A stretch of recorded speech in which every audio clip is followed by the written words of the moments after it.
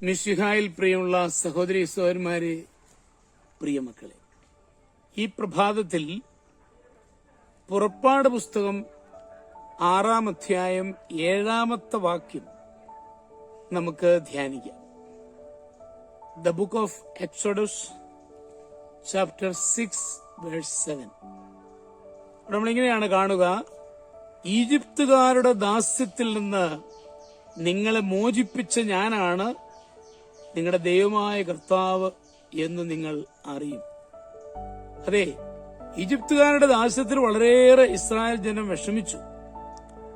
എന്നാൽ ഞാൻ നിങ്ങളെ മോചിപ്പിക്കുകയാണ്, ഞാനാണ് മോചിപ്പിക്കുന്നവൻ എന്ന ബോധ്യം ലഭിക്കുവാൻ ആ വിഷമങ്ങളും അവഗണനയും എല്ലാം ഇടയാക്കി എന്നുള്ളതൊരു യാഥാർത്ഥ്യമാണ്. നമ്മുടെ ജീവിതത്തിലും അതുപോലെ അവഗണനയുടെ നിമിഷങ്ങൾ ഉണ്ടാവാം. അവിടെയൊക്കെ രക്ഷയുടെ അനുഭവം ഉൾക്കൊള്ളുവാൻ, അതൊരു അനുഭവമായി മാറുവാൻ അത് നമ്മളെ സഹായിക്കണം. ഒരിക്കൽ മാർട്ടിൻ ലൂതറും അദ്ദേഹത്തിന്റെ പിതാവും കൂടെ കാറിൽ സഞ്ചരിക്കുകയായിരുന്നു. പെട്ടെന്നൊരു ഉദ്യോഗസ്ഥൻ അവരുടെ കാർ തടഞ്ഞു. കാറിനുള്ളിലേക്ക് നോക്കി അയാൾ ഒച്ചയിട്ടു: ഹേ പയ്യൻ, ആ കാർ അങ്ങോട്ട് മാറ്റിയിട്, ലൈസൻസ് എടുത്തു വരൂ. അന്ന് വെള്ളക്കാര് കറുത്ത വർഗക്കാരെ പയ്യന്മാർ എന്നാണ് വിളിച്ചിരുന്നത്. വെള്ളക്കാരന്റെ മുൻപിൽ ചിന്ന പയ്യനാണ് പോലും മാർട്ടിന്റെ പിതാവ്. പോലീസുകാരനെ മര്യാദ കെട്ട പെരുമാറ്റം മാർട്ടിന്റെ അച്ഛന് ഇഷ്ടപ്പെട്ടില്ല. മകനെ ചൂണ്ടി അതേ നാണയത്തിൽ അദ്ദേഹം മറുപടി പറഞ്ഞു: ഇതാണ് പയ്യൻ, ഞാൻ അവന്റെ അപ്പനും. വ്യത്യാസം പിടികിട്ട് കാണുമല്ലോ.